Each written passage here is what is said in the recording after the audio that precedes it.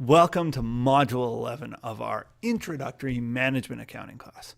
In this group of videos, we're going to talk about performance measurement. In our first video, we're going to discuss summary measures, so using a single number to evaluate how the company's doing, sort of one number as a proxy for company or divisional performance. And companies do use this. And we'll talk about the advantages and disadvantages of using summary measures as well. And so examples I pop into mind immediately here when I think of summary measures. I think of ROI, return on investment. I also think of residual income, RI, and we'll look at how we compute both of those, and we'll hopefully gain a bit of an understanding of those through this video. And there's questions about them as well in the workbook. In the next video, we'll focus in on something that doesn't use a single summary measure, but uses many measures to summarize a company's performance, and that's the balanced scorecard. But that'll be the next video. So let's touch on these summary measures. And when I think about summary measures, I think of two broad categories. I think of market measures, and I also think of accounting measures. So when I think about market measures, I'm really thinking about the stock price. So, if I'm trying to evaluate how a company is performing or an investment is performing, there's a scoreboard, right? I can look in the newspaper and the online, and I can say, oh, the stock went up. That means, if Apple stock goes up, I don't think totally ridiculous to infer that Tim Cook is doing a good job. And if Apple stock fails, it's reasonable to infer that Tim Cook isn't doing as well. Now, we'll talk about how accurate that statement is, but I don't think it's an outrageous statement just on the face of it to say, if Apple stock's doing great, we can give Tim Cook and the top people at Apple a lot of credit. If Apple stock is continually falling, some of the blame will lie at the feet of the bosses. I think that's fair to say in principle anyway. It's a reasonable thing to do. Now, some advantages here. Why would I want to use a market measure? Well, one, I can get the information fast. It's timely, right? I can check the newspaper every day and see how they're doing. It's measured just every few minutes. You can check this. It's an unbelievably timely measure. Other advantages here. It's cheap. We'll look at the balanced scorecard, which has us gathering all sorts of data, all sorts of information. It's expensive. It's painful. If I just say, look, you're evaluated on the stock price. The stock price goes up, you're doing a good job. The stock price goes down, you're doing a bad job. This is really cheap. It's very easy to do. I think to go with cheap, it's easily understood, right? You would look at this and you would know exactly okay, I know what that means. I'm evaluated on the stock price. Up is good, down is bad. It's completely easy to understand. And it's somewhat difficult to manipulate. Now, of course, there's famous examples of manipulation, and manipulation does happen, but I think it's difficult to sort of fundamentally manipulate and play games with market measures. Now, what are some of the disadvantages? Well, the big disadvantage of using stock price is short-termism, right? With stock price, people tend to think in the short term, and they don't think of the long term. They think, okay, how can I maximize short-term returns? And you're chasing that quarter because you're going to be evaluated based on what the stock does in a given quarter, even though stocks kind of ebb and flow. It definitely leads to some short-term thinking. One other item is that, are the markets accurate? I've sort of said it's difficult to manipulate, and I've said the markets provide a reasonably accurate reflection of where things are. But of course, there can be overhype in the markets. There can be panic in the markets. The stock markets do not always behave rationally, and investors do not always behave rationally. So I'm evaluating somebody on stock performance when they're affected by irrational behaviors that have nothing to do with company fundamentals. So those are some limitations of market measures. So again, big picture here, we're figuring out how we might evaluate the performance of either top managers or top executives at companies or divisions, right? And one other disadvantage, perhaps we're not in, not all companies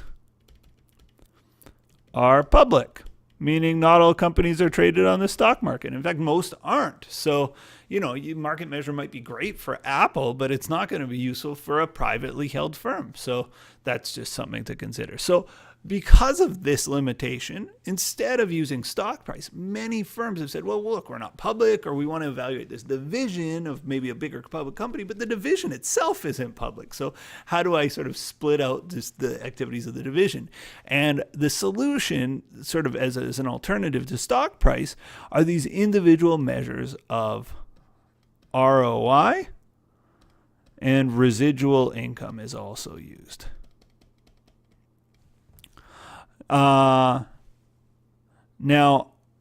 I'll get into how these are calculated in the example videos, but just know that they are sort of profit-based calculations. They're how much profit are our assets generating? That's what both of these are trying to get at. So profit divided by assets on some level. That's what these are getting at. Are our profits driving a lot of assets? So what are the advantages of using a measure like this? And think about what this is measuring. Again, are we using our assets as profitably as we can be? Well, the advantages of this are, again, fairly simple, right? You can look at this and you can say, oh, our ROI went up this year, or our residual income was higher this year than it was last. Hooray. Again, fairly difficult to manipulate.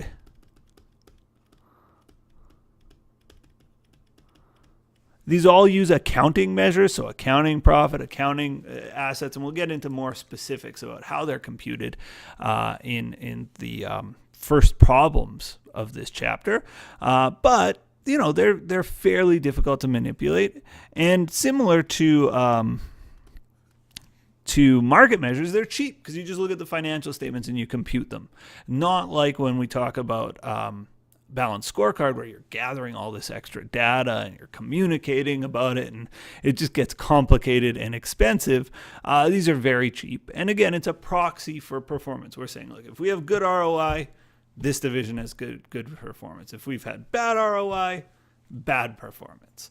And that's, I think, a reasonable proxy for performance. I think that's a reasonable thing to say. The disadvantages here. Well, big one is accounting. They use financial accounting measures, and financial accounting, I've said, is difficult to manipulate, but it can be manipulated. Financial accounting has big limitations. So I'm actually going to use the word limitations.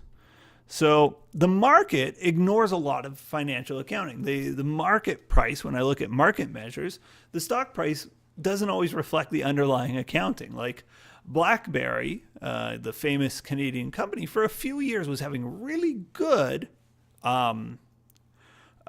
financial statements. If you looked at its quarterly reports year after year, it had really good financial statements, but it had terrible stock performance. The reason it had terrible stock performance in its dying years is because the stock market identified that, yes, it's still making money, but with Apple and Google entering the smartphone world, it's not going to be making money for long. They didn't have faith, and the stock market was right. So the accounting performance would have said, oh, it has good ROI, good residual income, but the stock performance actually told the tale. So accounting has limitations. It can't capture. Accounting is backwards looking, not forwards looking, right? It can't capture things that are going to happen.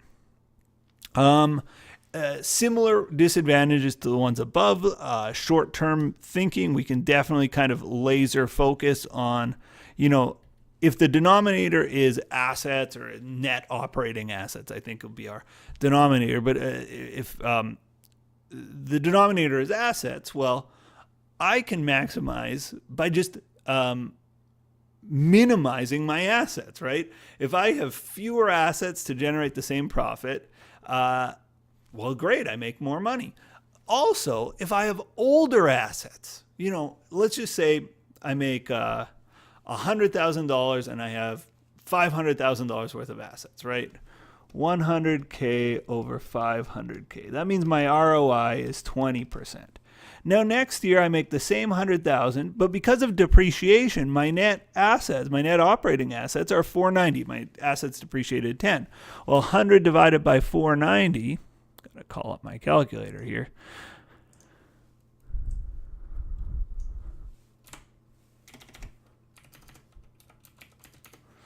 Is 20.4%.